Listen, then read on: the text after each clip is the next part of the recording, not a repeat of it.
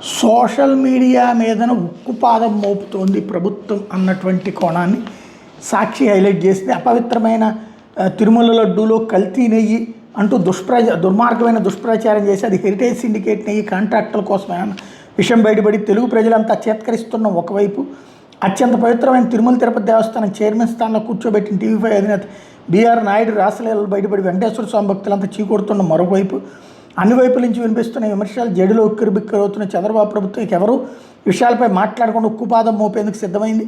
ముఖ్యంగా సోషల్ మీడియాలోని అన్ని వేదికల్లోనూ heritage BR Naidu అనే పేర్లు కనబడకుండా చేయడానికి మాస్టర్ ప్లాన్ వేసింది. టీటీడీ చైర్మన్ బీఆర్ నాయుడు హైదరాబాద్లోని సిటీ సివిల్ కోర్టు నుంచి నెల 3న ఈ మేరకు ఉత్తర్వులు తీసుకొచ్చారు. ఫేస్బుక్, యూట్యూబ్, ఎక్స్, ఇన్స్టాగ్రామ్ ఇలా ఏ సోషల్ మీడియా ప్లాట్ఫామ్లో కూడా బీఆర్ నాయుడు హెరిటేజ్లపై ఏ విధమైన ప్రచారం చేయకూడదని, ఎలాంటి పోస్టులున్నా తొలగించాలనేది ఆ ఉత్తర్వుల సారాంశం. ఈ కోర్టు ఉత్తర్వులను అడ్డుపెట్టుకుని బీఆర్ నాయుడు హెరిటేజ్ అనే పేర్లు కనబడితే చాలు వెంటనే రిమూవ్ చేయాలంటూ ప్రభుత్వం ఆయా సంస్థలకి నోటీసులు పంపిస్తోంది. వేదిక ఏదైనా సరే బీఆర్ నాయుడు హెరిటేజ్ అనే పేరుతో ఆ పోస్టులు ఉంటే ఆయా సంస్థలకు నోటీసులు పంపి బలవంతంగా పోస్టులు డిలీట్ చేస్తున్నారు. పోలీస్ డిపార్ట్మెంట్ని అడ్డుపెట్టుకుని సోషల్ మీడియా యాక్టివిస్టులపై చంద్రబాబు సర్కార్ ఈ విధంగా కక్ష సాధింపులకు దిగుతోంది. అది ప్రజల భావ ప్రకటన స్వేచ్ఛపై చంద్రబాబు సర్కార్ చేస్తున్న దాడైన న్యాయ నిపుణులు అంటున్నారు.